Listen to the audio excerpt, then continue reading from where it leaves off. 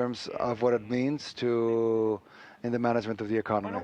Well, as far as what it means in unemployment, from an unemployment rate that we had in 2005 of 8.2%, we have decreased to 3.2%. And perhaps one of the indicators, most important indicators, is the issue of the reduction of poverty. In this graph, you can see that in the year 2005, extreme poverty attacked 38.2%, and it has now been reduced to 21.6%. That means that in these last 8 years of the current government, almost 2 million people have abandoned the level of extreme poverty, and we have as the horizon to 2025 the reduction to zero, to reducing to zero extreme poverty. And this has allowed us not only to me, not the most poor country in the world. This little part, since I am getting squeezed for time, I'm gonna skip this part. But what I wanted to show you in the end here is the issue of how we have worked the issue of gender equality and how we're working on that. What we have done and we have been working on with many of you has been to include in the classification of budget specific areas in the regard of the gender equality.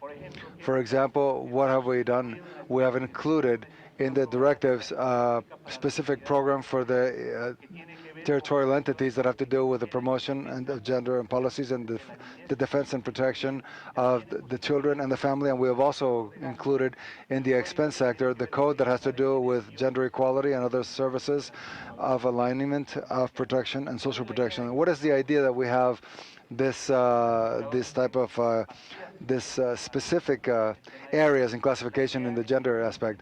The idea is that our entities will put forward resources, and we have to be sincere that since it's an issue that it's still being built, there's still much work to be carried out. But our contribution has basically been that we already have those classifications within our structure.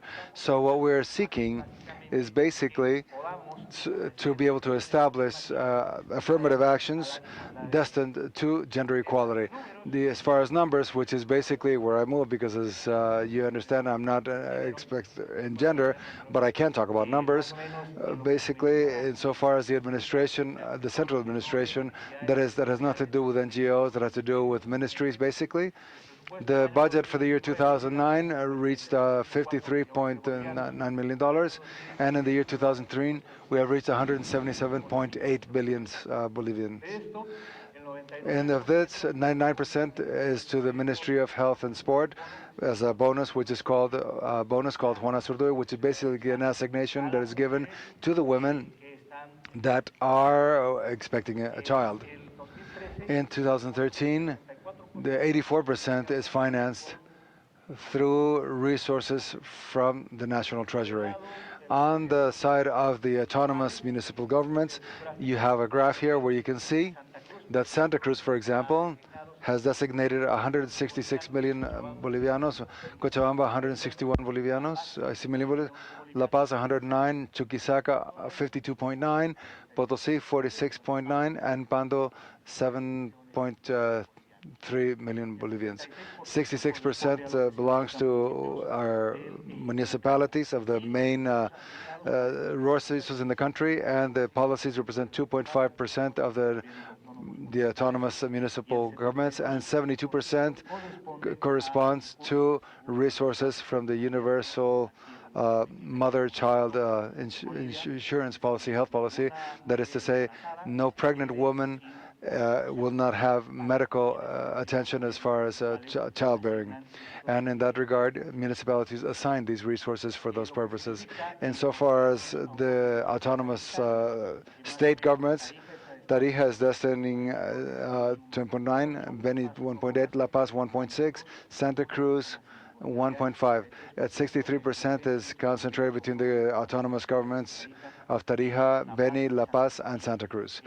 And one other additional issue that I wanted to comment is that although the Bolivian government currently has overcome its financial problems, central issue that we're working on, and I really salute the work of our autonomous ministry and a justice ministry to have a more conceptual. That is what we're working on in virtue that many times we have that although we put a budget classification or a classification in the budget. We also go that the regional entities can provide part of their budgets, and so in regards to equality of gender, and we also ask us, but what's that translate into? And we try to give them a general direction, but we also notice that many municipal governments that cannot be done, and they put some assigned budgets that are too low.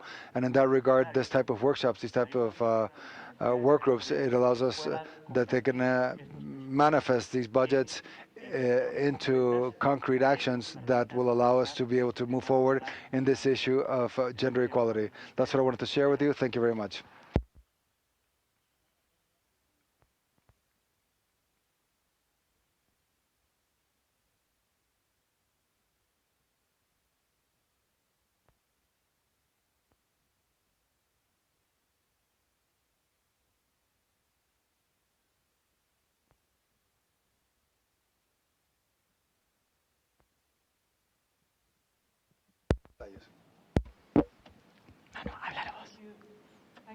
Muchas gracias, señor viceministro. Realmente nos dio muchas luces, nos dio el contexto de Bolivia, que es muy importante para de las discusiones que vamos a tener. Quisiera ahora poder hablar con el ministro de Autonomía, Peña Claros. Muchas gracias. Thank you. Thank you very much. After the explanation that we have received from the Vice Ministro Jaime Muderan about the economic situation in the country, I would like to do some of the conversations basically about the political process we have lived as a country in the last years, because I think that from that you will be able to have some background that are very necessary to evaluate what is coming on the evening. In the evening, we're going to have a presentation about the costing that has been done with other institutions in order to know in which measures the government, the municipal government, are investing in politics destined against the violence. So all the details of that costing are going to be held. So in the evening we can discuss about that. Now I want to have something to say. Coming forth of the Vice Minister of Jaime Duran, I would like to comment that our political process has its roots in a series of mobilizations that we live as a country from the year 2000. And these mobilizations of the year 2000 was called the Water War, when in one of the three most important cities in our country, the private company that provided the water services tried to increase the tariffs, and the people in the city and the surrounding communities rose and were able to throw out that company from the country. So first the water, natural resources, and the fight and the conflict around that resource. 3 years later, in the year 2030, we had another conflict of a national, which was a stronger, which is the gas war, which we know as the gas war, when the then national government tried to sell natural gas to the country of Chile. As you know, Bolivia has a conflict. For hundreds of years, we've had an issue with the Chilean government regarding the access to the sea, and the people mobilized, and the center of the resource was the gas for Bolivians. So those two conflicts, those two fights, those uprisings that happened in civil society regarding and around natural resources gave a seal or a sort of mandate towards the government that came afterwards, which is the government of our President Evo Morales, which is the recovery of natural resources. The numbers that you have seen, the figures that you have seen, those deposits that have multiplied by 2, by 3, by 4, the international reserves that have been multiplied by 10 even, the money that we're receiving. And one of the political that the government takes in the country of Evo Morales to nationalize hydrocarbons. Before, our country received out of $100 that were produced in the country through the production of hydrocarbons, out of every $100 of production, we received $18. and the private companies took $82. That figure was inverted in this government, and now for every $100 that are generated from oil exploitation, Bolivia receives 82%, and the private companies take $18. That has allowed that amazing or that extreme large leap that the Vice Ministry has shown us, and I think it's very important to share that with you because it's the result, it's the outcome of a very strong uh, moments of conflict of the organizations and social organizations in the country, grassroots movements. And that is one of the characteristics, historical characteristics of Bolivia that has been strengthened, particularly in these last few years. And it's also a characteristic that we continue to live up until this day. That is to say, when you listen to talk about Bolivia, it's important for you to always have in mind that we are talking about a society, a civil society that is highly politicized, that is highly organized, and at the same time highly mobilized. But it's a civil society that is constantly claiming to be taken into consideration and taken into account to participate in the political decisions and the governmental decisions. That is something that we were not able to see with previous governments, but you must also know that our president, Evo Morales, comes from a tradition of a union tradition. He was all of his political capital, his political experience comes from syndicates, unions from the Chapare region of the coca growers, and henceforth a lot of his anti-imperialistic vision and attitudes based on that experience of confronting on the coca growers movement.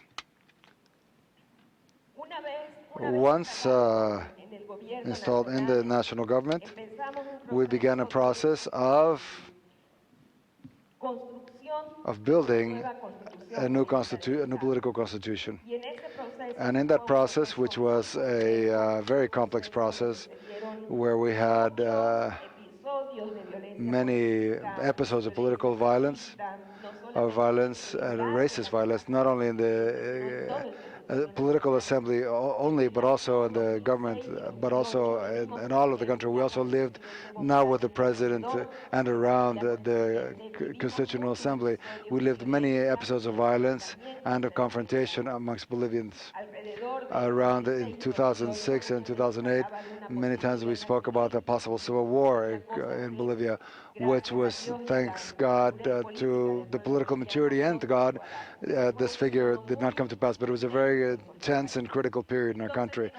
And if we review the current political constitution, we see that it's a constitution that makes a lot of emphasis in the guarantee of to guarantee rights. There's approximately 100 of the 400 and so articles that make up the Constitution. Approximately 100 of them refer to the rights of the citizens, of both male and female citizens, to the rights of indigenous peoples as well. We have all of the generations of rights that are included in our political constitution.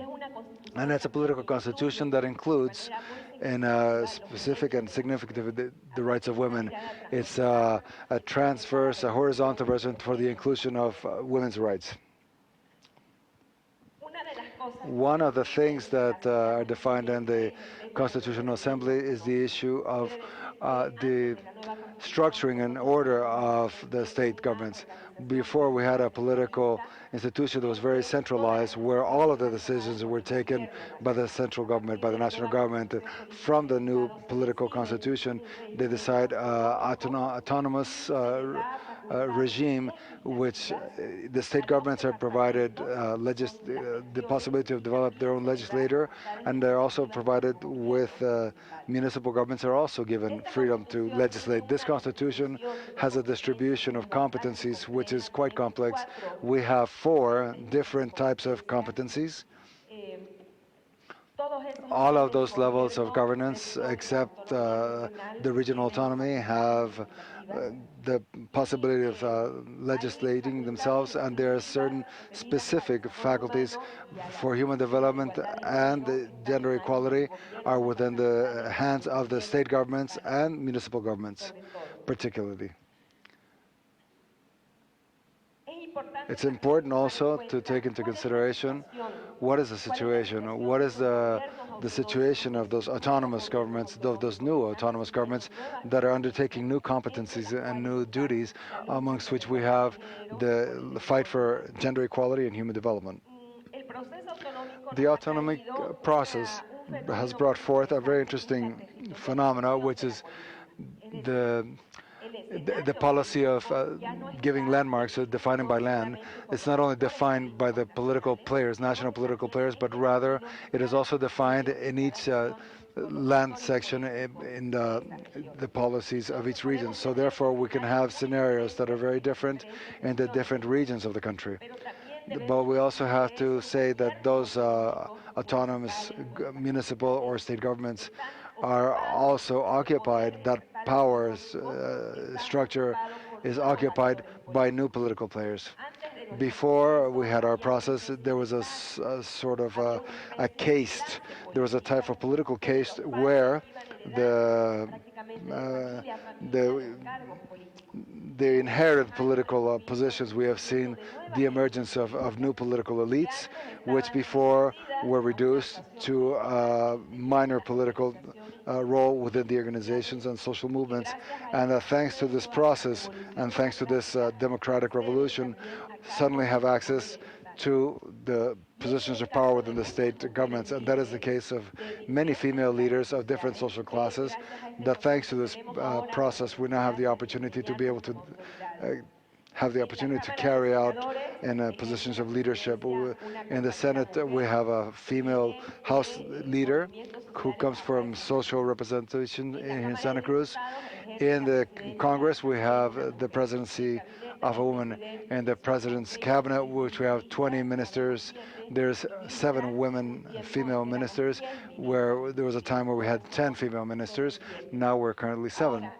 And in the autonomous governments, in the state governments and municipalities, we have also increased, not in the same proportion, not in the same significance, the participation of women as authorities or authority figures, because it is precisely that in those autonomic spaces, in the municipalities and in the states, where women suffer the greatest amount of political harassment.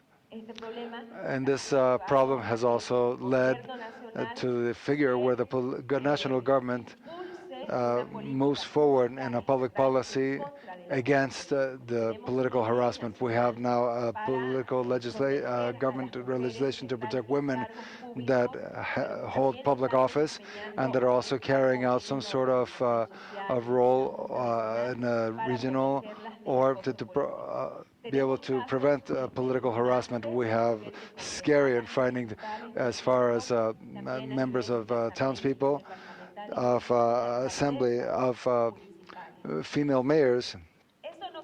This does not take away the issue of, this does not take the participation of women that come from the popular sectors.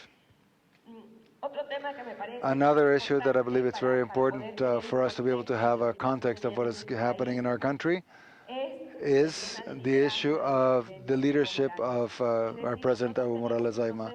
We have an autonomic process that distributes power to the regions, but in this historical moment, it's also shared by a phenomenon which is extremely strong, which is the leadership of the President Evo Morales, that is given and is the result of everything of the presidents that come with Evo Morales, that he's been able to basically put together many of the characteristics and much of the vital diversity that the different popular sectors of the country have. President Evo was born in the Alto Plano. He has been a shepherd of llamas. He lived in Argentina to harvest sugarcane. Then he migrated to Chapara and he raised cocolis. He was a union syndicate leader. He was a soccer player. He worked in a band. Many sectors in the country recognize in the president's figure.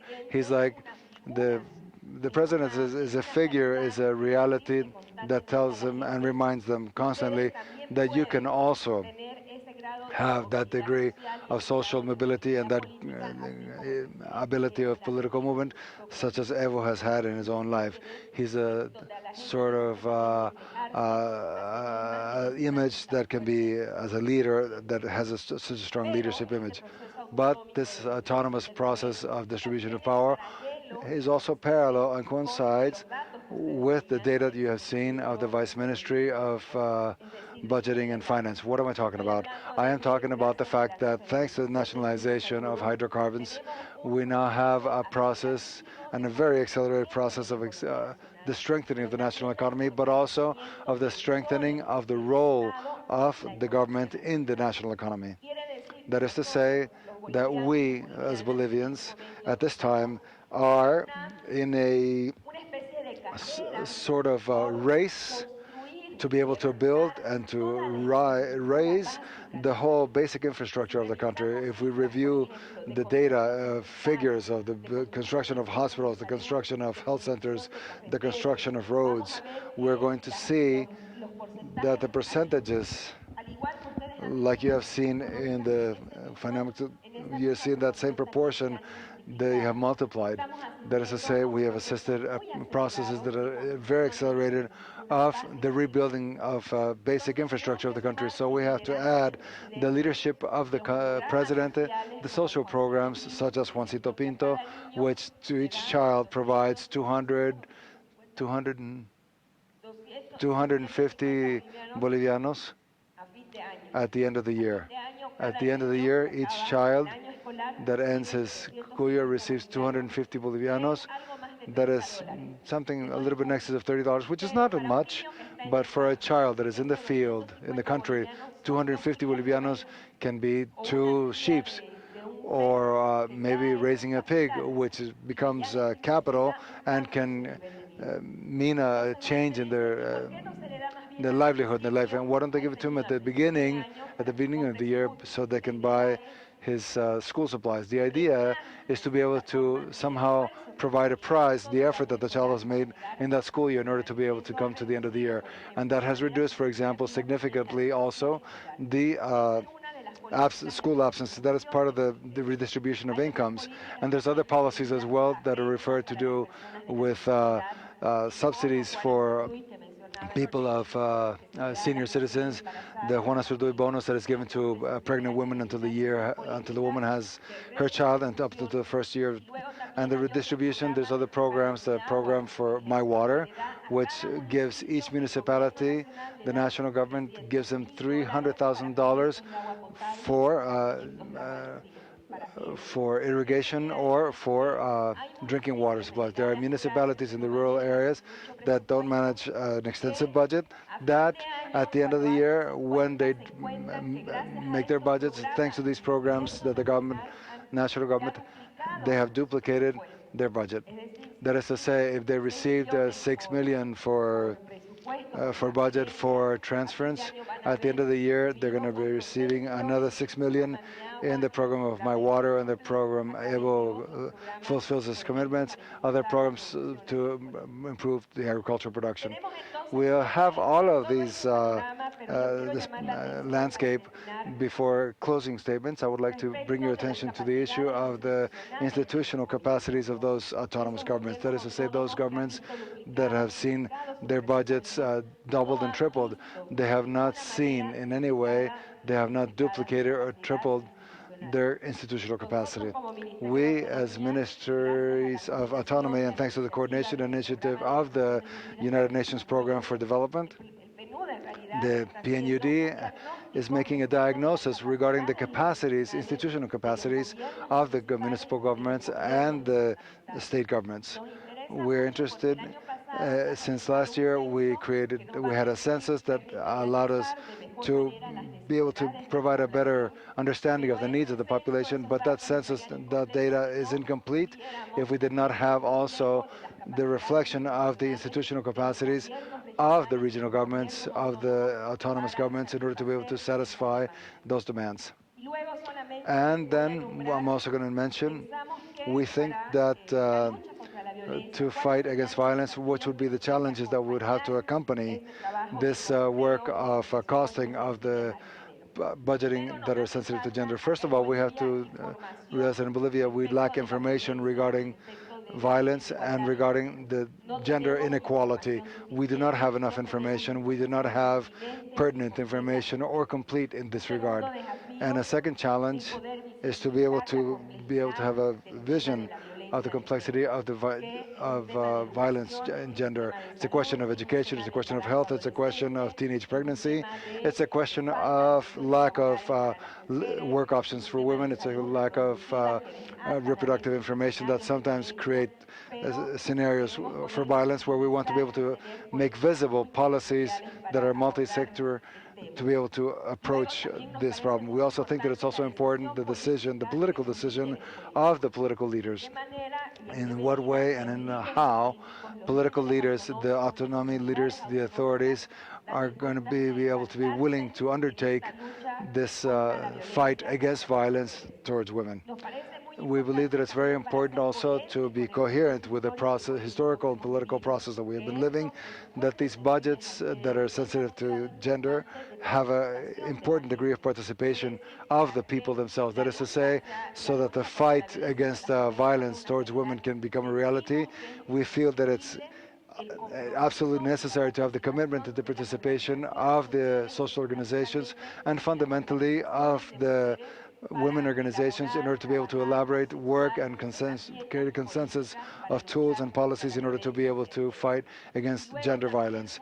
And the other thing that is very important, it is shared with the Ministry of Economy and Autonomy to be able to focus public management as a result-oriented operation.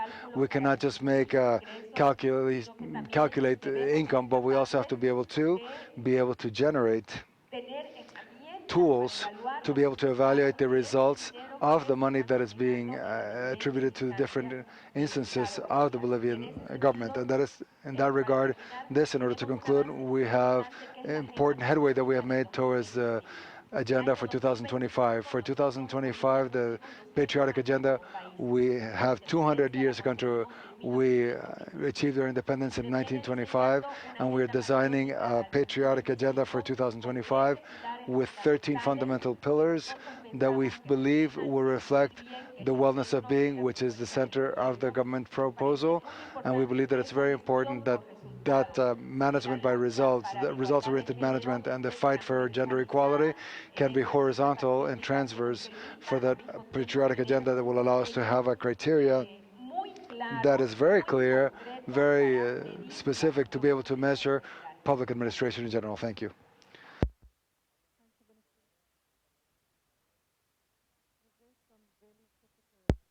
Hay muchos temas críticos que espero que nuestros próximos disertantes nos puedan dar con estos datos.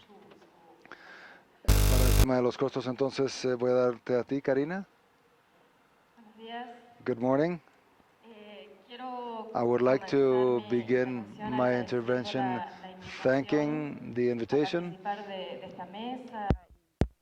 to be able to be part of this seminar and these days discussing ideas. Thank you all that have worked to make this encounter and I celebrate that we can all be here and thinking together about these topics. My presentation is going to go a little bit far away from the specifications of the Bolivian case, which is a very rich case that teaches so many things. So I'm going to be talking about a more general view from a feminine side in order to highlight the elements in which we consider that the cost in exercise and the advances in the work of the budget related to the gender are necessary and are very important. It's inevitable to vinculate these dimensions of the costing and the budget with the fiscal issues, and this is why I wanted to show you that the feminist economy has been early looking to the fiscal side, and basically because the first of them the worriness or the issue or essential issue for the inequity.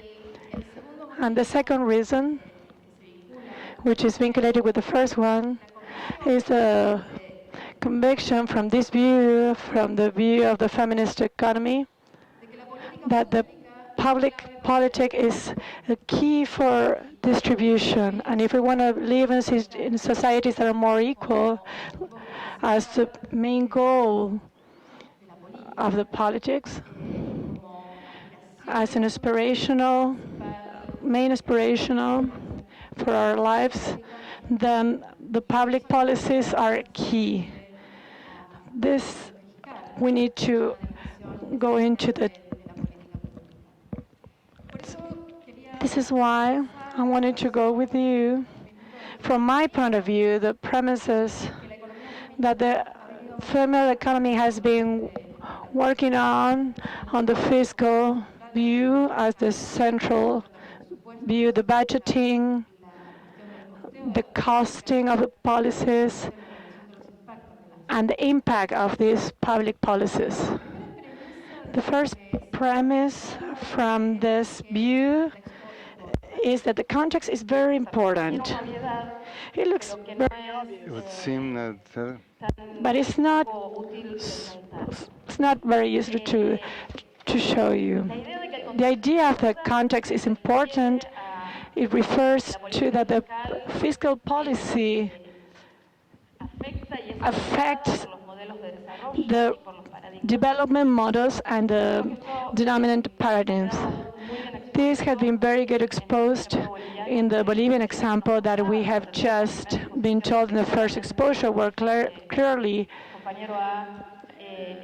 we have seen the differences between what has been done in public policies, including the fiscal policies, while the regularization has been leading, and all the window opportunities can be open when all the paradigm has been transformed. The context is very important and affects the very specific levels. For example, the exercises for costing that we're going to be talking in the next 2 days, they're not done alone, and it has no sense to watch them alone, but there has to be done in the context, and that allow us to know not only the cost of the policies, the budget ubication, but also identify the possibilities for financing, the opportunities, and the obstacles that we can be facing, and also we can put this together with budgets that are result-orientated budgets, as had been shown. The second premise is that had been looking to the fiscal view is also a premise essential for the feminist view that refers to the idea that the fiscal politics works into the general field, into the gender. Therefore, the fiscal policy is not neutral in terms of gender, but also affects and can transform directly the situation of women and men. This is why it's very important to have this into consideration, because when we incorporate the necessary elements to have the visibility for the different impacts that the public policy has over women and men, we also potentialize the possibilities of the transformation of these policies. When we say that the fiscal policy is not neutral but affects the relationship between the genders, and that's why it can transform the fiscal policy, it also transforms itself into a tool for the equal gender. This is a conviction that is gathering us these days here to discuss about the experiences that we have been facing. The third premise in which this view is being sustained has its main focus on the distribution of the fiscal policy. To point out that the fiscal point as a tool for distribution also operates on the expenses and also on the financing that expense. That means that the fiscal policy redistributes when distributes expenses, but also the fiscal policy also distributes when it also recollects the incomes from different economic parts. And also it's very important to see the both sides of the fiscal policies to have more clarity into which are the implications for distribution. The fiscal policies as a tool for the redistribution from the government, as the main tool for redistribution from the government, affects the distribution first because it's a key on the determination of the macroeconomic atmosphere in which economics are working, and also is key to strengthen or destroy certain strategies. In this sense, it's very key to strengthen or destroy the possibilities for generate more economy possibilities. The fiscal policy as a tool for distribution is key on the expense too, not only to be able to act as much as how much you're expending, but also about how you spend, and in that sense, the relevance of the exercises and the processes for budgeting related to the gender, which had taught us about the relevance of evaluating the expense, the public expense, and the importance of not only looking into the observing the how much or how, and the analysis on the relevance of the sectoral expenses. Also, this view from the fiscal view as an element of redistribution is key to look into how that expense is being financed.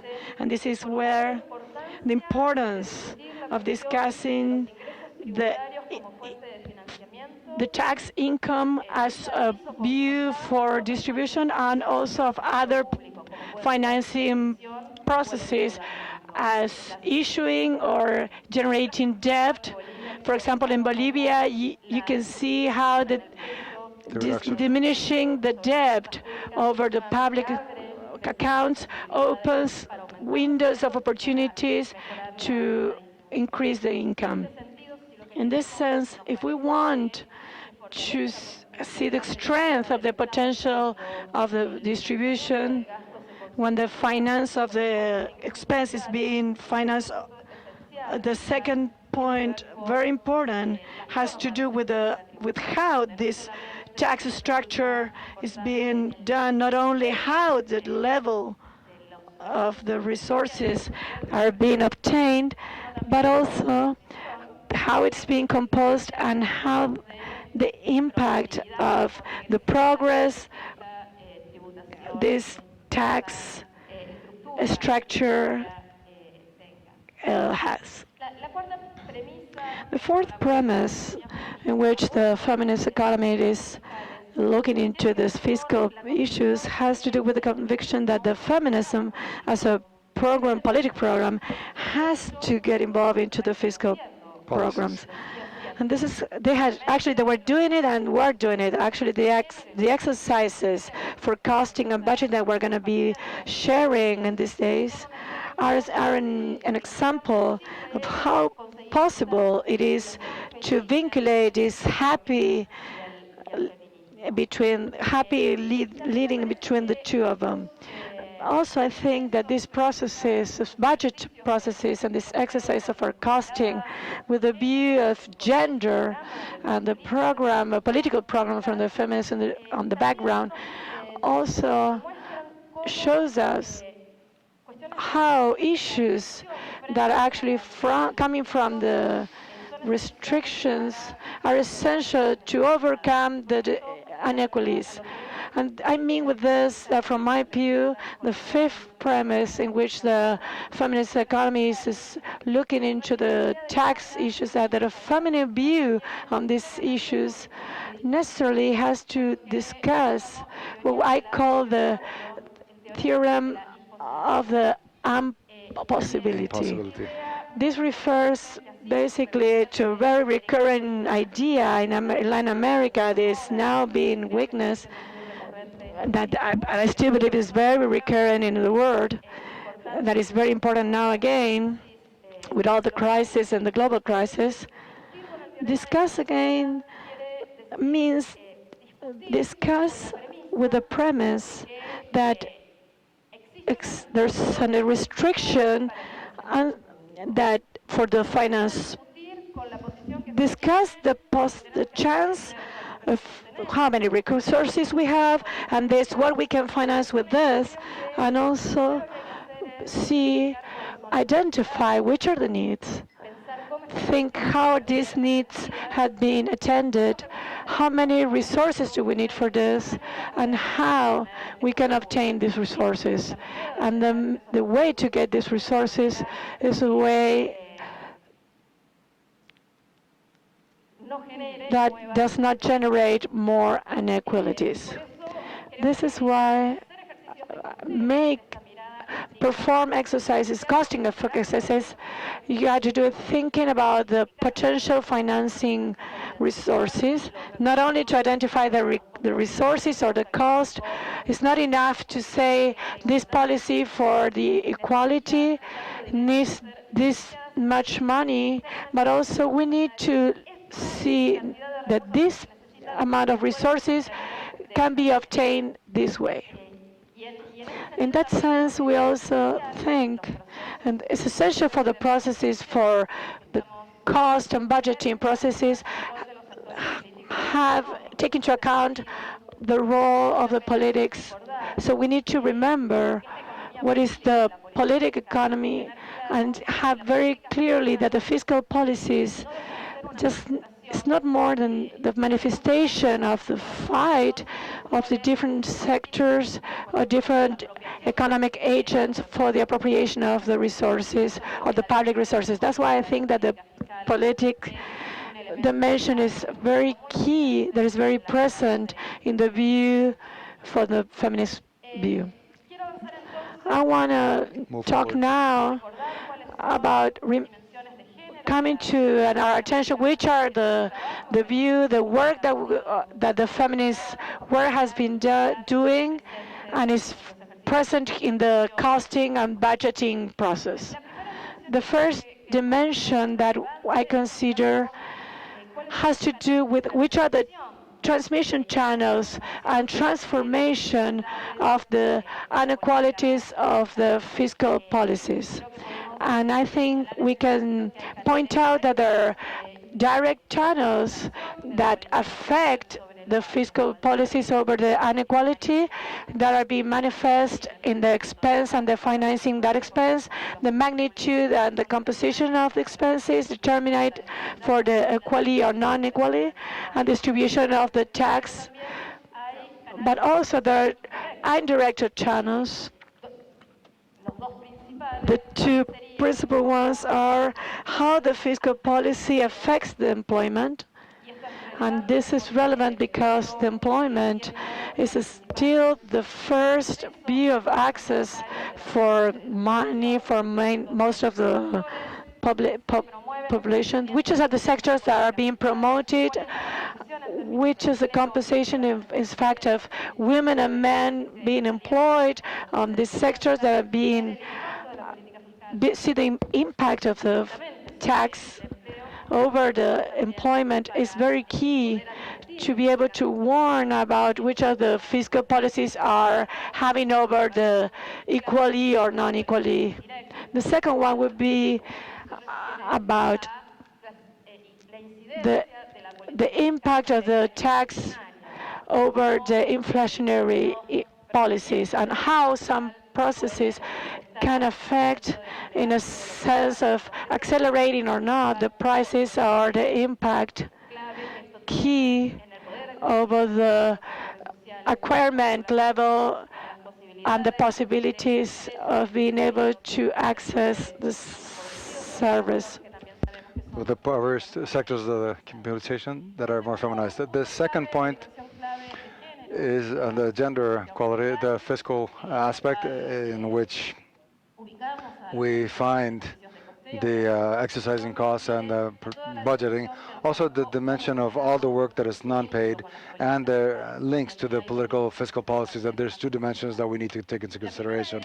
The first is the impact that the fiscal policies have on the use of the time of people, and particularly in the view that in which we are interested in, which is basically the impact that fiscal policy can have regarding the use of time of women and men. For example, the policies to adjusting public expenditure during the 1990s, and they still continue to be the case in Latin America, but it was very strong in Latin America. In all the region, the adjustment of public budgeting implied that the government would step away from social responsibilities to the homes, and the ones that assumed the responsibilities were women through their work, through basically as caregivers that is not remunerated. So basically, the fiscal policies with this here we can see that it has can have a clear impact in the use of people's time, and also the way in itself in which the public policy expenditures, which many times lean on the fact that there's a non-paid work. I'm thinking specifically in the case where women work as people who create a gender of assistance. It's very common. For example, women as supervisors of the conditions of the transfers of women as co-servicers of the care and the interventions in regards to health. There's also a work that is not paid of women with which the government counts on in order to be able to carry out its public policy. And I believe that when we think about the fiscal policies, we have to have very clearly this link and this implication regarding the non-remunerated work, which is no more than the implication of the time of the people and the quality of life that they have. The next point has to do with the highlighting as a key dimension in the generation of fiscal policies, the idea that the costs of the policies are not only financial, they're not only financial. When we have costing exercises, we should not take into consideration only the financial or the monetary explicit costs, but also the non-financial costs. In two regards, I would say this in two ways. On the first hand, the cost that exists for not having policies. Policies have a fiscal cost when we want to implement, it's very clear, but also not having public policies has a cost for the people, has an individual cost, and it also has a social cost, and it also has a systemic cost. There's a cost of the economy's production, has a socioeconomic cost that also has to be made visible. A very evident example of this can be the cost of not having conciliation policies between family and work. Many women that we continue to be the primary caregivers that did not receive any payment, we see it diminish our possibilities to be able to join the workforce of the labor market for the generation of resources in the production areas. And also, we have to take into account the cost of opportunity that is limited in the people for the absence of policies or by the implications of policies that are implemented. In the next point has to do with when we think about the fiscal issues, I say we don't have to think only public expenditure, but also on how that public expenditure can be financed. And here we see a whole dimension in the gender analysis, which has to do with the access in the fiscal and taxing structures that can be explicit or implicit, that is to say, they can have norms, specific norms that discriminate between men and women, that have a differentiated treatment that is discriminating in nature against women, which should be corrected if what we pretend is to have a more equanimous society. But specific aspects of tax contributions, that in a norm that it can be more neutral and operates on fields of inequality over economic positions of men and women that have differentiated positions, which can highlight that differentiation. These are the kind of things that we need to make visible and make them explicit and correct them. And I also think it's important to also take into consideration the incidence of taxing on the possibilities of consumption of men and women and on the individual behavior, particularly in specific schemes of financing for public policies in order to be able to encourage or create a lack of incentive for people. And last but not least, in order to be able to close this analysis or this synthesis of the gender and fiscal policies, to be able to make the importance of the processes and the institutions. How are the decisions of public policy decided? How do they prioritized? How do we monitor these public policies? And in that regard, vision from the point of view of from feminism, from the economic, from feminist economy, shows the transparency in in the treatment and how the public accounts are held and public monies are held, and the participation and supervision of the people, of the citizens. And in this regard, we're going to see many examples that are going to provide us a wealth of information that are going to provide us lessons. In order to conclude, I would like to be able to make mention some facts within this context why these costing exercises and these gender specific are key factors in order to be able to promote this view on fiscal policies, and why they're important in order to increase public investment to overcome inequalities. On the first hand, I think it's very important, and we should continue supporting them and providing them, because they're a source of knowledge. They provide us, these exercises provide us, and these exercises provide us the possibility of identifying needs and the requirements, and also to promote the social demands in some of fields. And that also allows us to have greater knowledge and estimate and identify the necessary public resources to be able to satisfy these demands. In that regard, I think that they open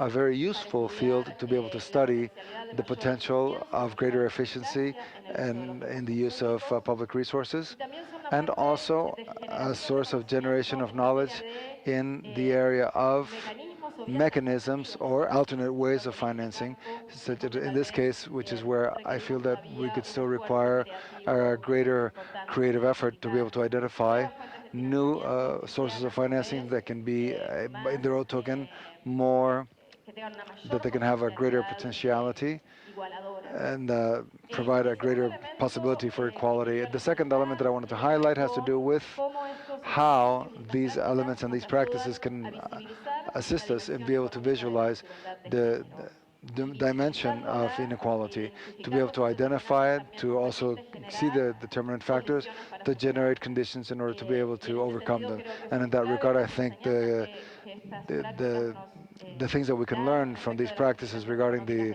financial implications of inequality, the studies that already exist that make the evaluation of the impact, economic impact of violence against women and against children, and other studies that also exist in regards to the implications of not having policies of conciliation or of care.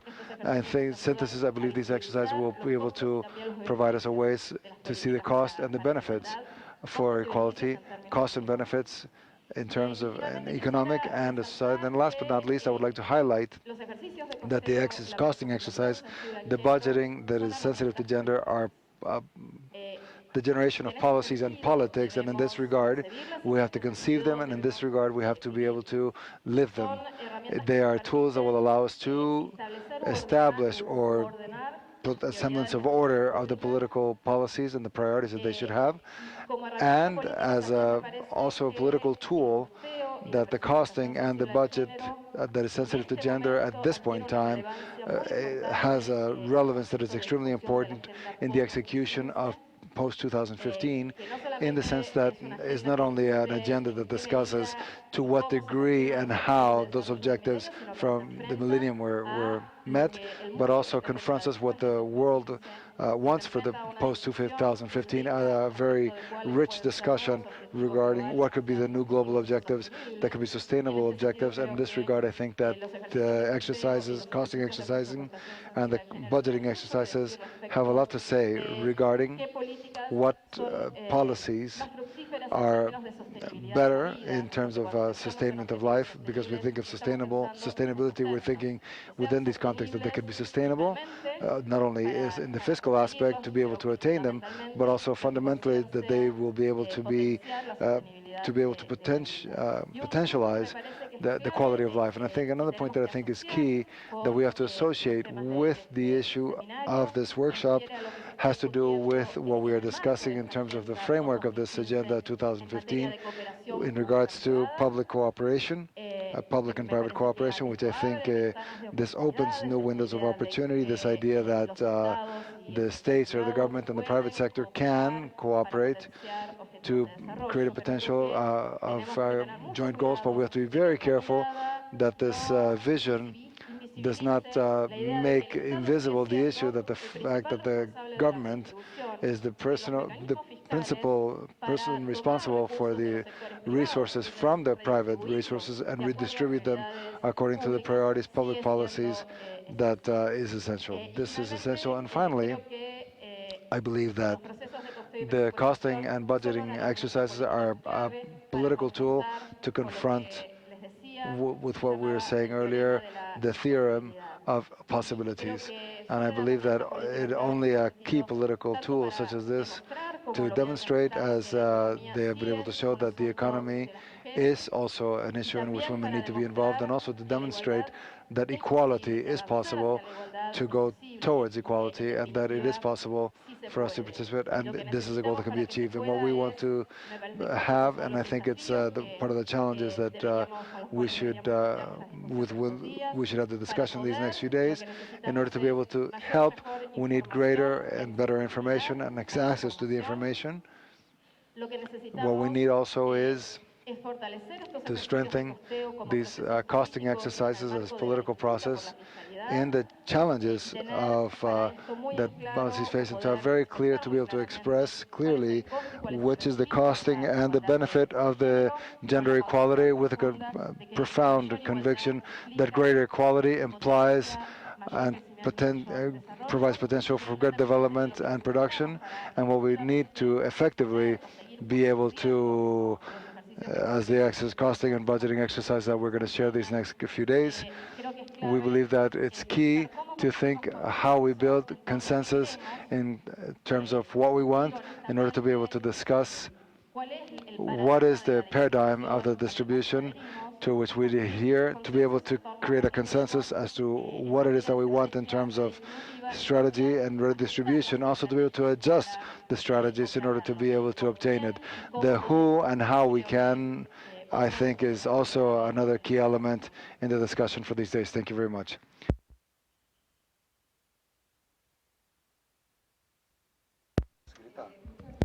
Thank you very much. Good morning, everybody. I'm going to stand up because now I'm being tired of sitting down. Now I want to talk to you. Thank you all for the invitation. To say hello to the Bolivians that are here honoring us with their presence, and also to all the experts in all the parts of the world. Some of them are known to us, others not so well known, but we do recognize them. So I'm very pleased to be here and have the privilege. I am, at this time, the regional consultant for economic empowerment for the region, not for Latin America, but of the Americas, from Alaska to Patagonia, as I said, and the Caribbean. From now, I'm really going to be, my presentation is here. Okay, let me move a little bit here.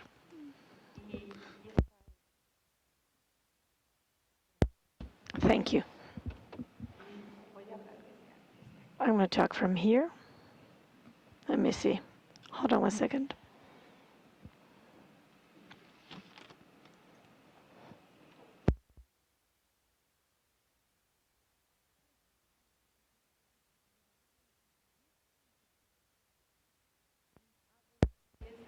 Okay, I'm gonna greet to whomever is watching us over the web page and the internet. Okay,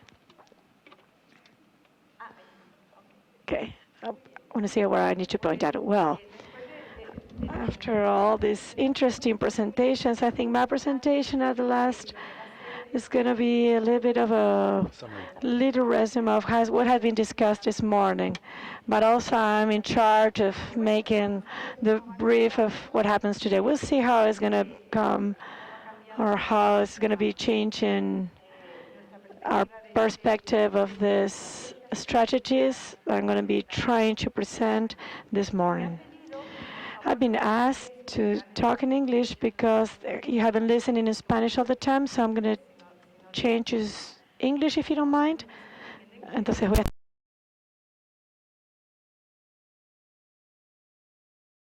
hearing the translation. Just a minute. Where's the English? Here it is. Okay. So, do I press this button here? Something happening? Nothing's happening.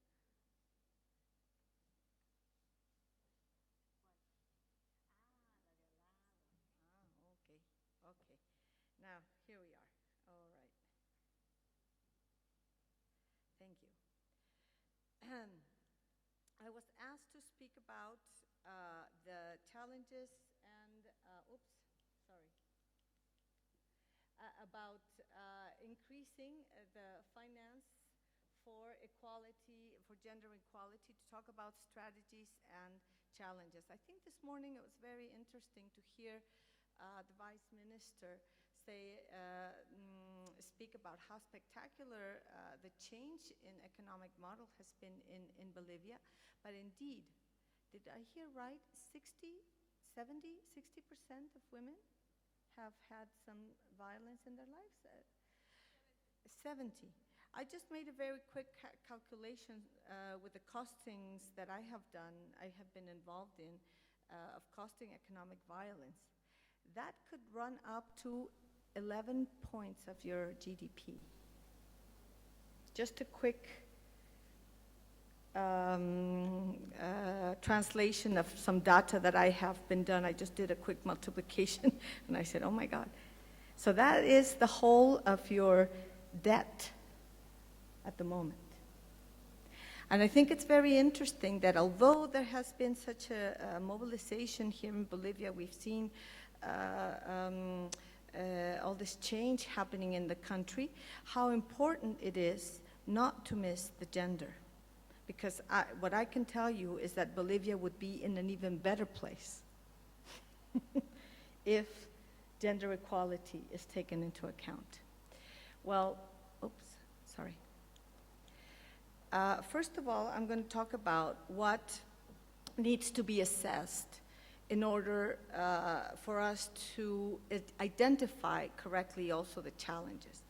First of all, and as we saw, definitely the high economic volatility that we still experience in the world today.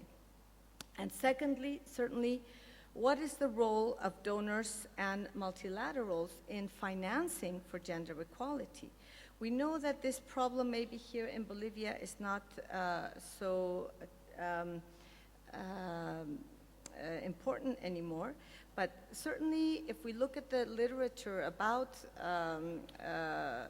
financing for aid, is that there is still a very high fragmentation of aid, and that is a big challenge for us. How do we get countries, especially donors, to be more focused on how they dish out aid, how they concentrate aid in the areas that really matter for development. Of course, there is the issue of financing core versus non-core when we're still talking about donors and multilaterals. And certainly, we also see a tendency at the moment of reduced budgets in some of the multilateral and bilateral agencies precisely because of our first point, because of the high economic volatility and reduction of budgets overall. as far as the countries are concerned, what are some of the challenges there? And we have seen it again this morning, and Corina has already touched upon it, which is that most of the developing countries still have very weak and very narrow tax bases. So this, of course, presents a challenge. And yes, indeed, I agree with Corina and her theory of impossibility. You know, this is the first thing that when we talk about gender equality, we come up against. There's no money.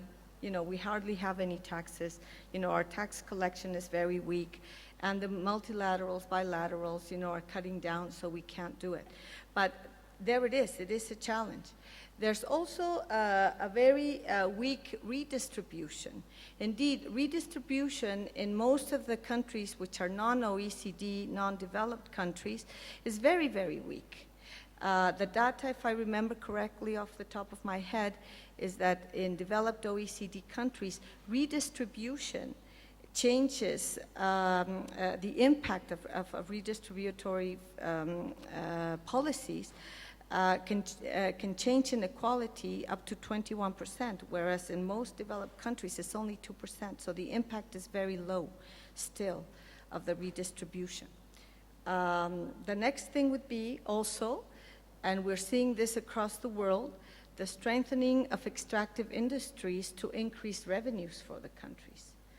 And this presents a whole set of challenges for us that hopefully we will be talking about also in the next days. We see here how Bolivia dealt with it. Okay, yes, there is still going to be room for private sector, but most of the natural resources of the country must have impact on the country itself and not leave the country. So this is really, again, very much a political stand. Of course, all of the countries, and we know, I don't think a country here, if I take a vote, is not going through some sort of fiscal or budgetary reform. This is always ongoing, and this is a challenge, but it also presents an opportunity to introduce from the very outset of those reforms a gender perspective. Of course, the countries also face something that even now in Europe also explains part of the crisis, which is fiscal evasion. If people don't pay their taxes, especially the richest or the corporations, especially international corporations, find ways and loopholes where they don't pay taxes anywhere, this is a big problem. This is a big problem because I don't know if you heard lately how Starbucks, even in the UK, doesn't pay any taxes. Apparently, they have been a losing company for many years, and that is probably not true. It's just accounting and, creative accounting, and in this sense, we have to get creative too. There's also, of course, the issue of trade. It was very impressive to see how also the data for Bolivia showed just how the exports really took off. And this is, if you look at the data of the countries and also for the financing of development, of course, exports are a big part. Here's where we get the hard currency, and here is how we also strengthen our macroeconomy. So trade is still an area where we need to continue to see and to assess and how it links up to financing development and financing, in particular, gender equality. Now, as to the opportunities, I think they have also been mentioned throughout the morning, also in the introductory and opening speeches. Of course, we have an opportunity now of the inclusion of gender equality as its own standalone goal in the post-2015 development agenda. Another area would be, of course, the inclusion of gender equality in the commitments, there it is, in the commitments relating to aid effectiveness. And here, of course, the agreement in Busan gives us a great opportunity because there is now the possibility to actually follow up and monitor what's going on with gender equality, in particular when we're looking at aid effectiveness. The next thing would be, of course, the inclusion of gender equality in other processes and international commitments and recommendations, such as Rio Plus 20, the social protection floor, and others. Another very important area, of course, is interagency work in the UN. And this is something where the UN agencies are should be especially focusing on making sure that gender is a part of all the work they do. You know, that it's never missing. And there is, of course, UN Women to bring in some technical expertise in how to do that. There we go. And of course, there's also, oops, wow, fell off, the rationalization of the aid efforts on part of donors, because donors do realize that sometimes their aid is highly fragmented, and they need to reduce this fragmentation in order to make a better impact on what they do. And here, of course, is the joint work with multilaterals to increase that impact of aid. Now to the strategies. Here, I would like to just, I think, this is going to be a nice picture about what we have been talking about today. First of all, we have to base anything we do on rights. It has to be rights-based. Why does it have to be rights-based? Because more and more, I think there's a realization that as countries are changing also their legal frameworks, rights have to be at the core and the center. This morning there was the question by our colleague Elsa, you know, can rights be negotiated? You know, can we put a price on them? Well, in order for the rights to be realized, we do need material resources. And, of course, using arguments based on evidence. So I think this is like the basis and then the rooftop, let's say, of our house that we want to build the strategies from where we can ensure that financing for gender equality occurs. And what are the elements of this? Well, first of all, I would not throw away all the hard work that has been going on for now some 11 years, a little bit more, of GRB. Gender responsive budgeting definitely has to be part of the tools we use for to build our arguments based on evidence. But I think here, and I think it's going to be very interesting these next few days to ask ourselves, how do we widen the horizon of GRB? Because at the moment, we have been indeed very focused in most developing countries on expenditures. But there is this other side, which Corina this morning exposed, which is the income of countries, you know, the resources. How are those expenditures actually financed? And it does matter a lot. It's the other part of the equation that is missing. And also, I would even argue that in some cases, we are not done with expenditures. For example, I don't know how many hands I would see here, but gender responsive budgeting also looks at how the government applies equality to itself.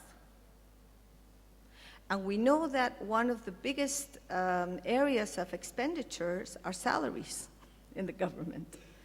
So what is the balance of men and women in the government? Where are they? Are they at the top, at the bottom? Are they only administrative people, women, and then the men get the top jobs? Is there underemployment in the government? In other words, you see women with doctorates and masters working at lower levels than maybe their bosses, who maybe don't have, but only some lower educational level. So these are the kinds of things that we still can dig in with gender responsive budgeting, and it's really the government applying equality to itself. Because of course the government, for example, would like to see maybe enterprises have more women at the top, but what about government? How is it using its very powerful arm and most of the expenditure on salaries to increase gender equality there? So, of course, we have costing, and that's what we're going to talk about these next few days, the methodologies and approaches of costing. What is costing for? What do we want it for? Do we want it indeed to increase our total expenditure on gender equality, or do we want to look deeper and see if we just need to shift the same amount and use it another way, or do we want to actually just spend the same amount of money but change the actual design of the policy? So there's many options there. Also, and last but not least, and it also has been already mentioned at this panel twice already, the production and analysis of data, both quantitative and qualitative. Of course, quantitative data is very important. Time use surveys, household surveys, labor force surveys are very important to give us a better grip and of the reality that our countries have. But also, we need to dig what I always call the story behind the number. And the story behind the number a lot of times requires qualitative type research.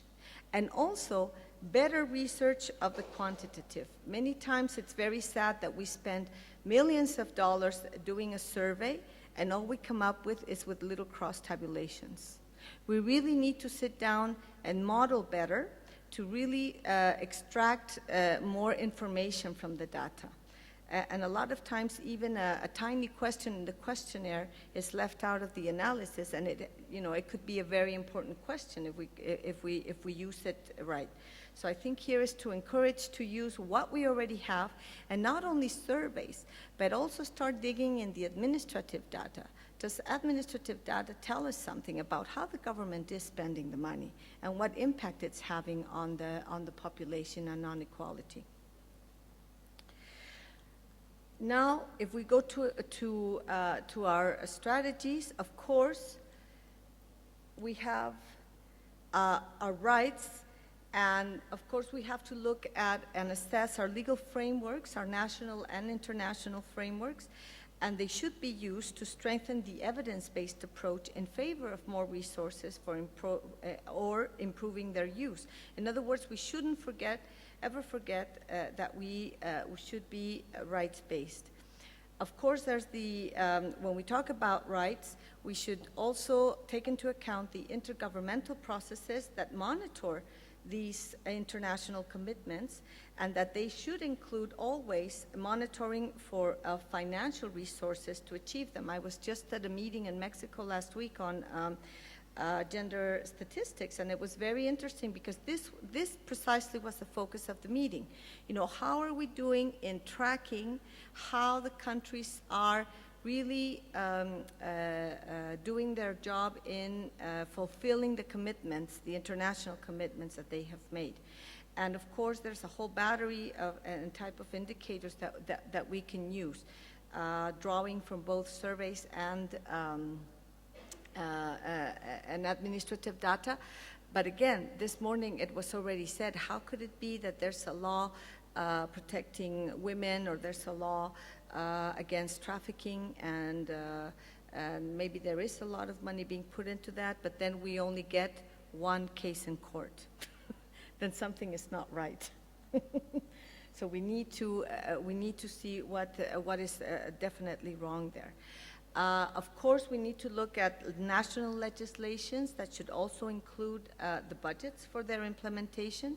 And I think that in many countries now the trend is indeed that any legislation that comes out or any plan that comes out, it needs to be costed. So this is a great opportunity, of course, for us to include that costing, try to include impact if we can, or to present evidence of what the baseline is. Oops, sorry. Last and not least, come on. Oh, there we go. It's the role of civil society organizations and parliaments. And here, I think it's been clear enough in the panels this morning that this is a very important part of pushing the agenda forward. The role of civil society organizations and parliaments really represent the political dimension of all this. We should not forget and leave them behind, and always include them in any costing or gender budgeting exercise. For GRB, I think the strategy, as I said, is to widen the horizon, which is really in itself GRB a strategy for gender mainstreaming. We have to look at more fiscal analysis and proposals, use micro-simulations, statistical analysis, and modeling of time surveys, joint analysis of these and other valuable surveys. In other words, there's now in Latin America, I'm very proud, I'm sorry for the other regions, and I think we have people here from Kyrgyzstan, and I think they do have a time use survey. But time use surveys can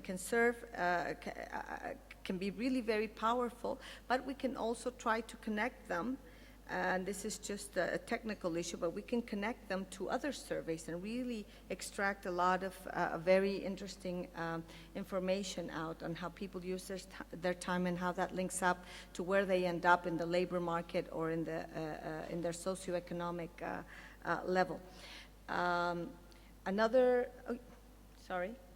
Another proposition would be to monitor the impacts of GRB. There's been a lot of work done now. Bolivia has been doing this great work of the classification of expenditure on gender equality.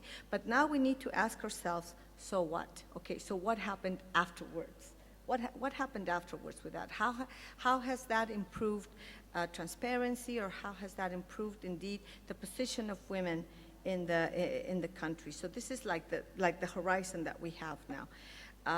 You know, and this, of course, we know that there have been different experiences in the world, but now we really do need to monitor to see what impact that has had.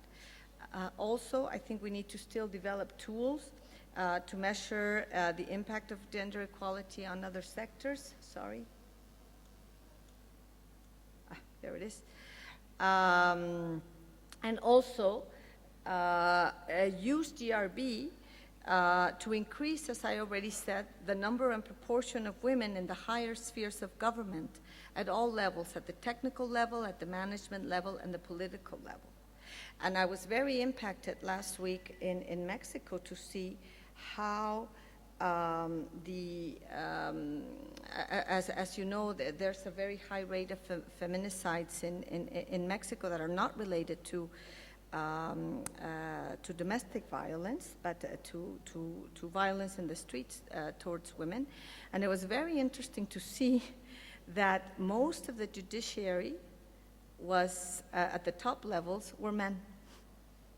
And of course, we can always have a woman judge, not to be gender sensitive, whatever, but really there is a very high proportion of the judges that are tending to the court cases on feminicide that are men. You know, and so it's not to blame men, but not all of the men would tend to be maybe, especially in a society such as Mexico, less sensitive than maybe a woman to these things. So we do need to use GRB to see what's happening and why women are not getting to the higher posts. Finally, just to say about costing. Costing. Just to say that as a strategy, we do have different tools and approaches that should be used for by governments and advocates in order to change the levels or the compositions of gender equality financing. Of course, we will see in these next 3 days, we will see such things as costing equality plans. Also costing problems and crimes such as feminicide, violence against women, maternal mortality, underemployment, wage gap, access to resources, informality, multiple discrimination, low activity and employment, glass ceiling. I just put some examples here, but we can actually make a case of costing. How much is that? Is this not doing anything about it, as Corina said? What is it costing our society? And, of course, we can cost, sorry. I think this battery is slow, sorry, but you might need to change the battery. Yeah, I think it's the battery. Anyway, no, there we go. And also costing the solutions. And the solutions, what does it cost to improve the prevention and the services compared to what VA actually costs society? What does it cost to have universal access for pregnant women versus the maternal mortality? And I put these two together because I am sure that there's a lot of maternal mortality statistics that is actually violence. And of course, we can include unpaid work care in the design of both fiscal and parafiscal policies. By parafiscal, I mean Social Security or benefit policies. Programs to promote women and elimination of wage gaps, transition to formality, or employment policies. So we can use the costing for actually both things, both to visualize what the problem is, how much is this, all these problems or crimes costing society, and then saying, well, this is how much it costs. And it's usually the solution is actually much cheaper than the actual impact of the problems.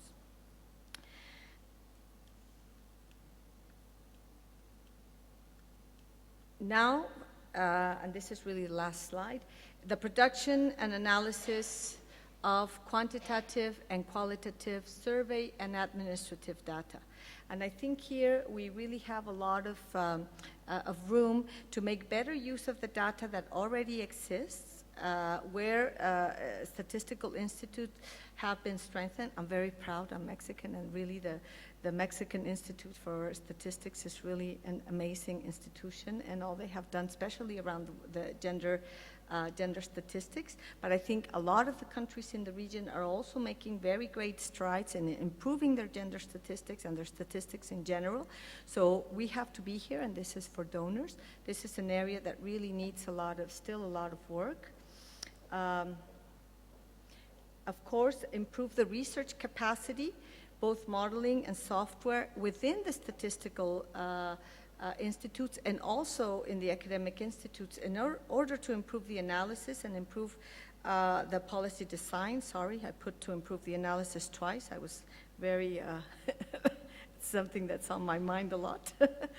And policy design and implementation through the better use of those surveys and data. And last and not least, to combine quantitative and qualitative methods and promote, and this is very important, this last point, multidisciplinary teams.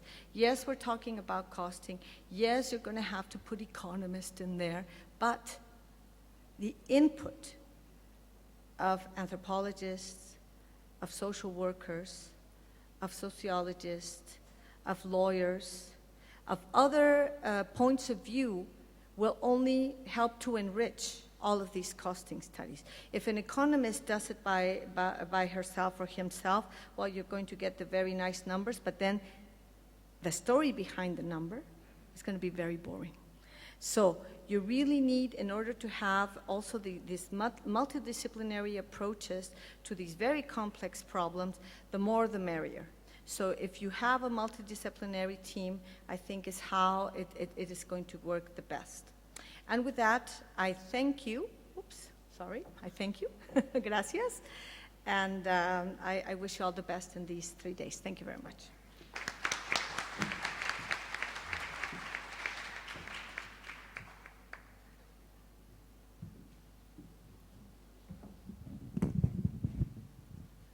Thank you, all the 4 speakers, for very rich, enlightening discussions.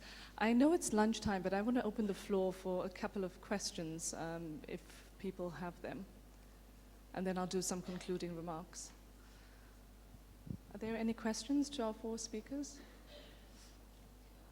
Can we have a roving mic, please? So I have, and then Yamini. Can I take, and one more from Senegal? Okay, Madame.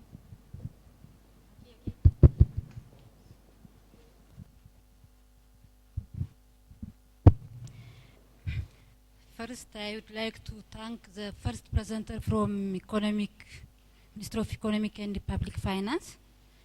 It shows a good picture for the Bolivia's economy. And having this one, the Bolivian government created a new economic model based on the principle of redistribution of income. Based on this, the economies to increase and change a lot of things, especially the saving, the balance of payment, the reduction of poverty, and the allocation of budget, especially the municipality of budget, increase women's and child to allocate that one. And having this one, how to increase, how to incorporate the gender variable in the economic model. Mostly the economic model includes government expenditure, consumption, investment, saving, import and export. How do you incorporate the gender variable in the new economic model? And how do you incorporate it if you incorporate that one? I'm happy to take this experience from our country. Thank you very much.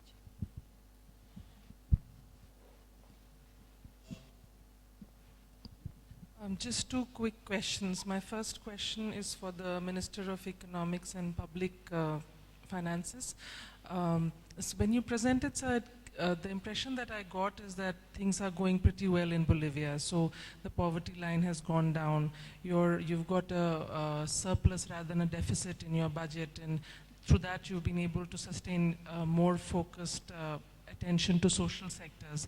So am I right in then assuming that in several countries the new trend that we are seeing, that the economic crisis actually becomes a crisis of care, that women's unpaid work, women's care work then suffers because the government cuts back on services that provide for women's care services?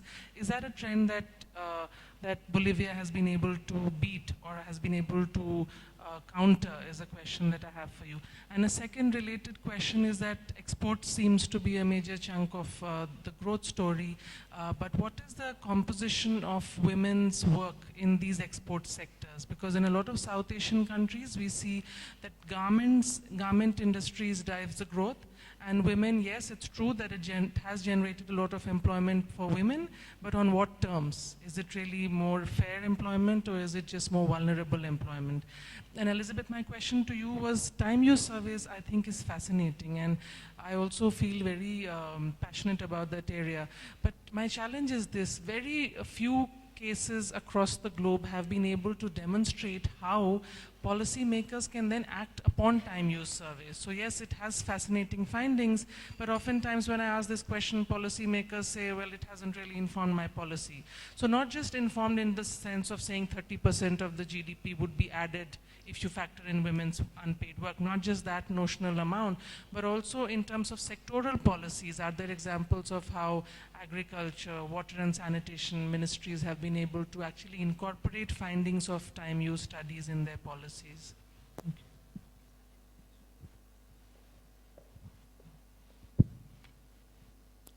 Merci beaucoup. Je suis Madame Baye, ONU Femmes Sénégal. Je vais parler en français. Je voudrais tout d'abord féliciter toutes les présentations qui se complètent et encourager le modèle bolivien qui nous inspire particulièrement, nous qui venons de pays sous-développés, où la question de la communauté prime sur l'individu. Donc c'était un modèle très inspirateur.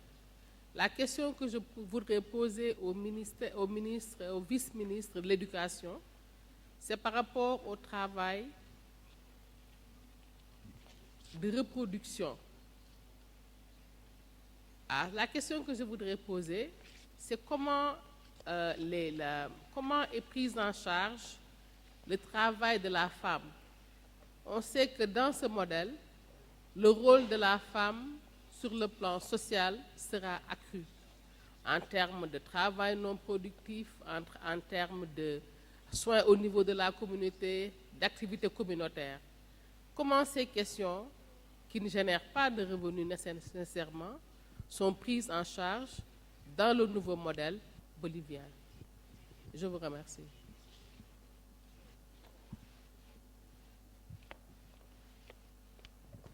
Can I take that three and then Как ее воспринимает боливийское правительство? I'd like to take this Не пойму, на каком это языке. Quisiera pedir al panel que comenzaran a responder. Сейчас будем отвечать. Bueno, me alegra mucho de que Beginning, I'm very tema de happy la that experiencia boliviana y de lo que significa el nuevo modelo económico Новая экономическая genere модель expectativa respecto a lo que estamos haciendo.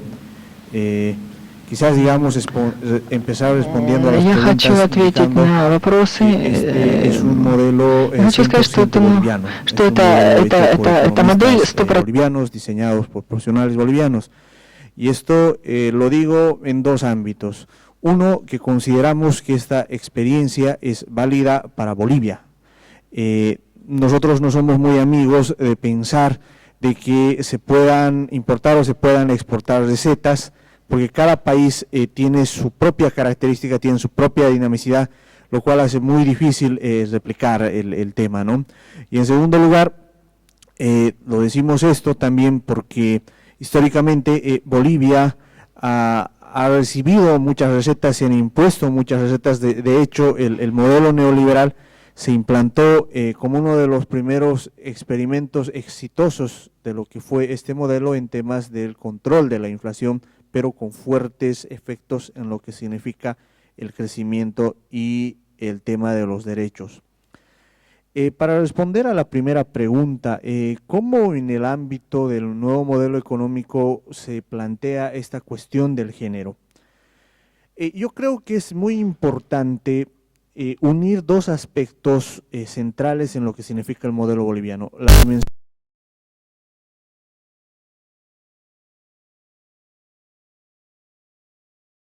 As the minister has been pointing out, in Bolivia, we're in the process what we call the right explosion. It means until 2005, most of the agenda was an agenda of fighting in front of a state that was denying the rights.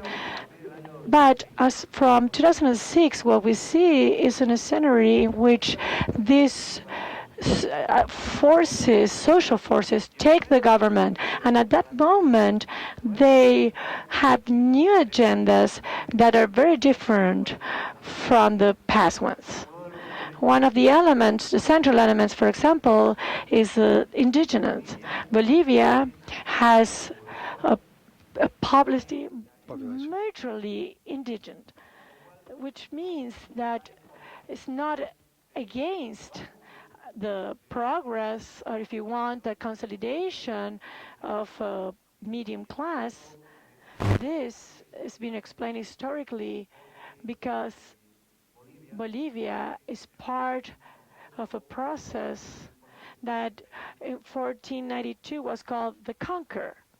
So this process that when we change the political scenery, the indigenous claim some rights that come to the constitution that were promulgated in 2009. In the case of the woman, we also see this similar process. Really, in Bolivia, what you have, as you well know, we have a diversity of groups that assume the feminist ideology. Thinking into the rights of our being now being recognized, as Minister Peña was saying, for example, there was a time in which we had a ministry group that was 50% women and 50% men.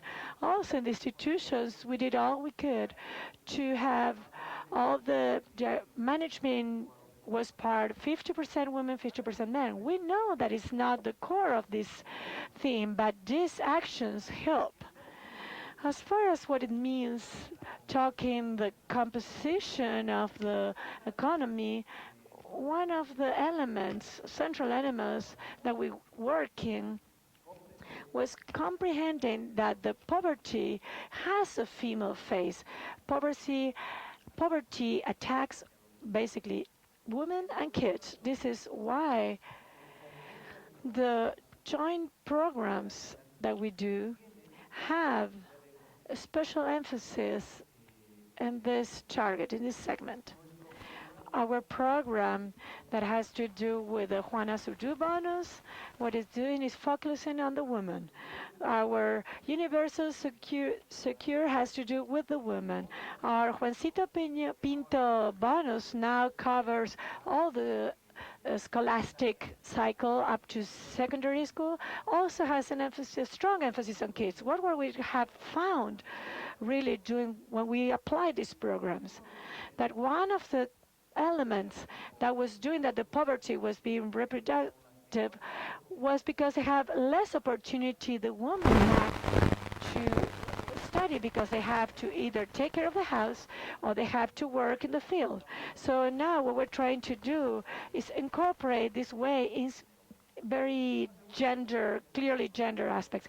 One question that has been done that is very interesting has to do with the kind of services, and now we have to be very clear here. The experience of Bolivia is in kind of what the woman is doing. What we really want to do is to open up the services. Our goals for 2025 is not to have one Bolivian that has drinkable water, electricity, or even we want to have that all the Bolivians have access to internet. For that, as one of the panel speakers was saying, our main theme is to have the state as part of the process. One of the elements that was really important that we're discussing and when we have a talk about the indicators of the wellness of being has to do with an aspect that one participant was speaking. What happens with the work, non-remunerative work that it really is productive? For example, the women. And here, what we're working on with our ministry, with the planning ministry, is that these indicators of wellness of being allow us to capture that information because honestly the data or the incrementing rates is not including the domestic work, and it's very important that it's being done by the woman. So this group of themes, I have to be very, very honest and with you because I am part of the budget process. A lot of times it's very complicated for us to follow the dynamic. And why? Because the budget is kind of a forward budget that is being constructed and changed in a very slow process. One time I was asked kind of very difficult questions, for example, so this gender situation, how do you translate into our formulas and our budget formulas? For example, on the municipes. Really going more than the seminars and workshops that are very important, working into the productive sphere, that was very, very difficult for us and the practical side. So now I'm very careful when we're talking about rights, because obviously, as one of the panel speakers was talking today, well, one right can have a cost. Sometimes I was even telling my technician people, okay, one of the basic rights is a drinkable water. So one big part of the popularity doesn't have it. So they should demand the state and have the state to do all this, what needs to be done for the right. So I think these are questions that we need to be working on and solving from this practice.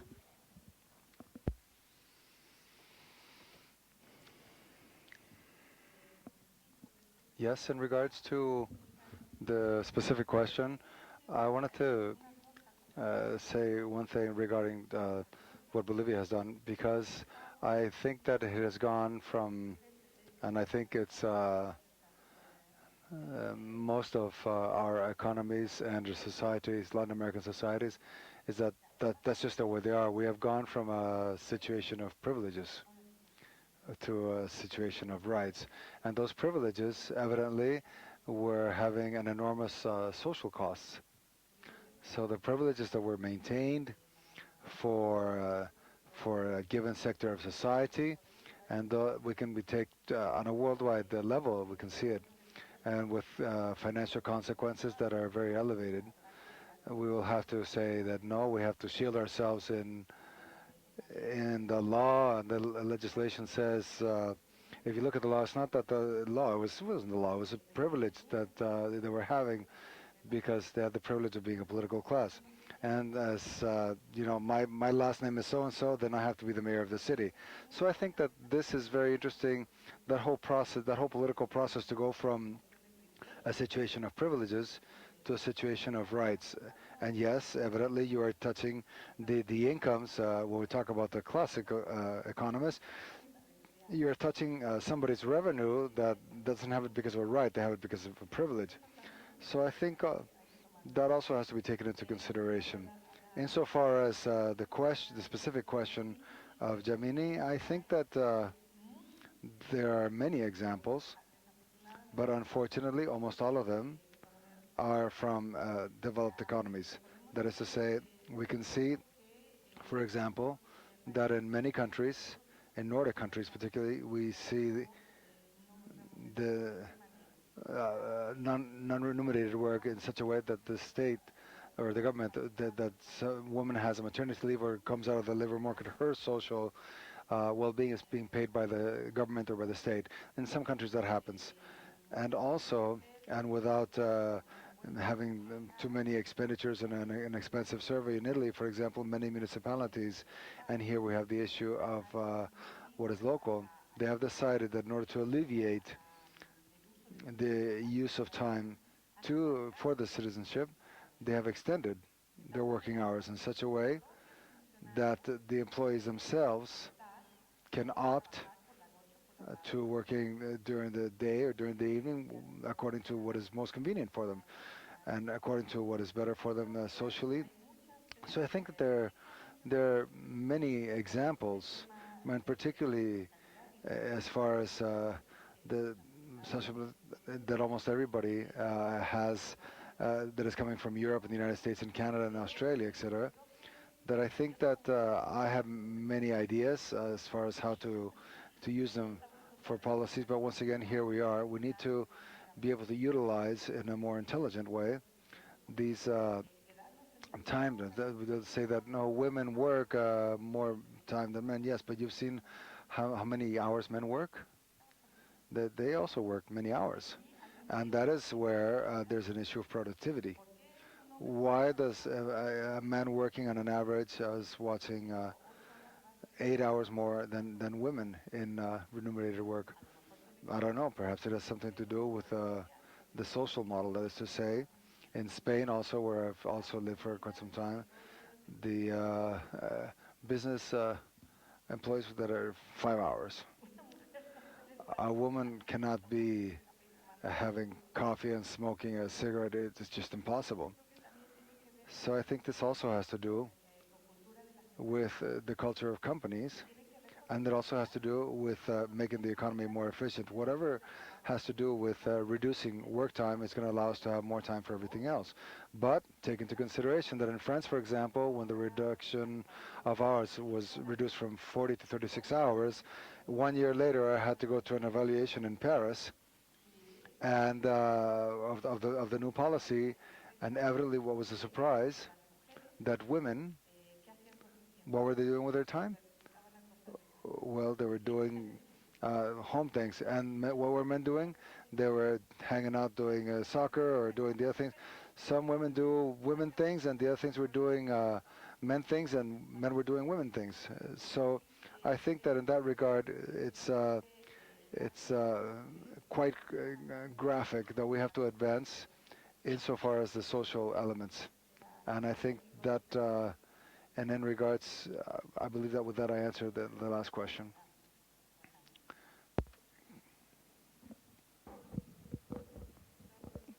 que debe haber una oportunidad para realizar la última pregunta porque debemos cerrar la sesión, por favor. Gracias. ¿Solo francés? Please, I want to thank all the speakers for your presentations. They're very high quality. My interest is focused on the macroeconomic development of Bolivia. My question to the vice minister, excuse me, you're talking about the Bolivia development based basically on a local demand and also about prime material, so on tax politic. And I understood as far as that model, you were able to diversify the exportations, improve the industrialization, and that had the results that we have seen.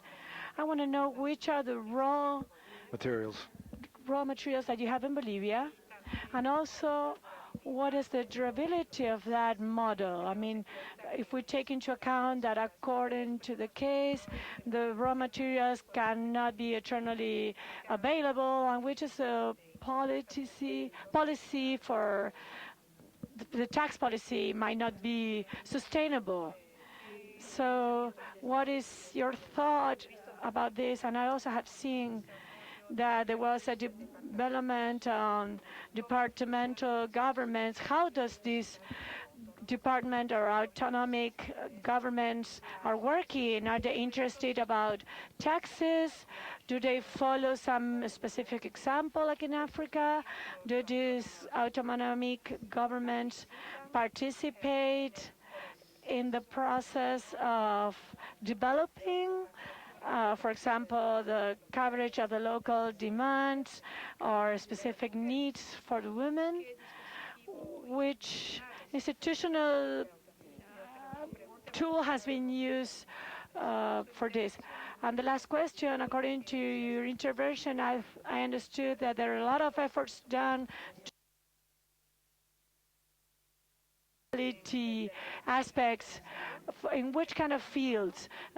Health, education, human capital, and obviously on the working field. What do you tell me about social protection? Because the human capital and education are very important. But also I would like to have more ideas about the results that are being produced.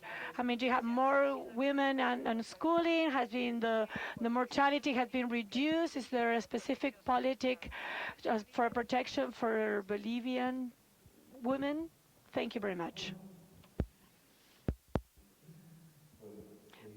Well,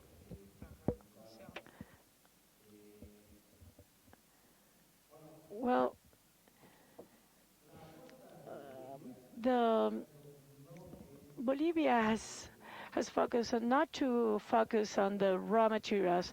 What we are getting into is to increment the production when I have more demand, and so we're going to be kind of freeing from the raw materials. The first exporting, we have gas. I mean, we have a contract with Brazil, we have a contract with Argentina, in which we have very good resources, and also we produce titanium, zinc, silver, gold, among the principles. We're very conscious that the raw materials are not going to last forever, and our bet it goes into that because we want to strength into different sectors different from the raw material. We want to concentrate in the industrialization and services, and that's what we're really moving into. As far as the departmental government and how they work, Bolivia has a design, autonomic design. This design, what it allows us is that our local governments have more margins or wider ambits to including to establish some laws and their own path for development and other aspect that has to do with the local administration. Also, one of the very important thing in the Bolivian, here we're participating the people. We're now doing some plans and budgeting as far as these budgets are being done in assemblies local assemblies, they're going to be designing how much is going to be used for each of the categories. And we're looking that these assemblies, we have in these communities parity and gender because of the habits that we have in Bolivia, the fact that you have original authority has to be a woman and a man. And in most of our communities, these authorities are the ones that are managing these assemblies, and this is how we have a very important participation of the women that in our criteria has been a strength in the last years. In the last years, we have seen that the formalization, the budget formalization has more participation of the women.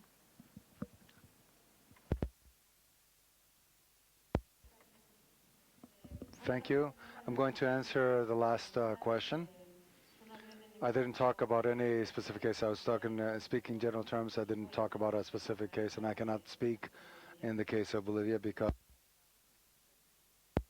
I am not an expert in the issue of Bolivia, but I'd like to take advantage of the question that specifically addressed the issue of social protection in order to be able to make a generic comment regarding Latin America and the gender view regarding social protection. In Latin America, we are in a stage, a transformational stage of the social protection in various countries that incorporate gender dimensions explicitly and not so explicitly. And there's also a tendency in terms of debate to be debated regarding the protection stages that can be implemented, which I think is important and relevant for the women who are primarily excluded from the social protection systems implemented in society. So advances in the issue of expansion of coverage as far as levels of protection can be important. And the second element relevant in Latin America has to do with the extension of coverage of programs of currencies which have concentrated in almost all of the countries in women with two mechanisms. The programs for transference of income, revenues from more situational aspects, and also mechanisms, extension mechanisms of the coverage of the traditional systems. Both have had a positive impact in women in terms of allowing the access to financial income that would otherwise be lacking. But I think it also presents an interesting challenge in Latin America, and we'll to discuss two elements. First of all, the issue of whether these tendencies take us towards concentrating to the most basic benefits of for women, that is the ones with lower value. And the second component that I think would be, or very crucial for us to discuss, has to do with the profile of what some people would call the social maternity, which is that women are helped as like mothers and to be able to operate in the benefit of social investment in their children. This happens particularly in the programs of condition transference programs, where in terms of gender, particularly from a feminist point of view, it faces important challenges for us. Thank you. Very briefly, I think it's necessary to say that when we spoke about this process of construction of basic structure in the country, I was also making that the organizations and the people that participate are not always very conscious regarding what way the autonomous governments or their authorities can, through the public budgets, be able to improve the quality of life of children, of women. That is to say, I still believe that at a society level, and the civil society, and also in authorities, we still do not have very clearly in what way the budgets can be intervened in order to be able to solve specific and concrete problems of living in terms of violence and human development. And many times we we work on infrastructure, but we're completely blind to social investment. Bueno, muchísimas gracias. Quisiera ahora cerrar esta sesión.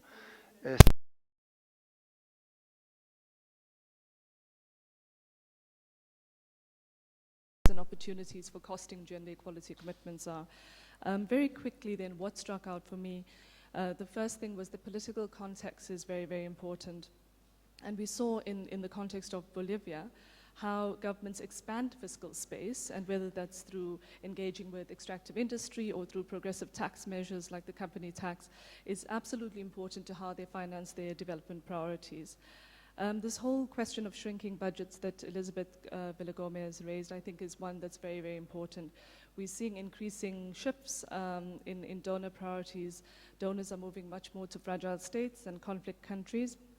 And I think this raises potential problems for how we cost or how we show what the needs for gender equality are in countries that are considered low income and middle income countries. A third point was implementation. So we have the evidence, and then so what? What happens from the time we cost gender equality policies to having specific allocations in the budget? And we know that it's not a smooth process. From a budget allocation to actual change, tangible changes in women's lives. So looking through that process, I think, is very important. The whole cost of inaction, what are the implications for inaction? And it links very closely to the costing the problem and costing the solutions idea that Elizabeth had. So we need to be asking ourselves the question, what is the cost of not putting in place financing for social protection, for decent work, for economic empowerment, and how then do civil society organizations play a role in pushing governments to be financing for development? A final point, many of you talked, especially in the opening session, about the post-2015 agenda and how what we're doing here should at least in some way inform the kinds of discussions that are happening in New York and in other places around the world. But there's also a whole Rio Plus 20 agenda that looks specifically at financing for development. And in my view, it's very important that as these two agendas merge, as we get closer to 2015, that we're looking very closely at what's happening and ensuring that some of the discussions that we're having in this next 2.5 days actually inform those global processes. So we break now for lunch, and our organizers will tell us where to go. Thank you very much. And thanks to all the speakers. Bueno, muchas gracias a las panelistas, a la moderadora, thank you.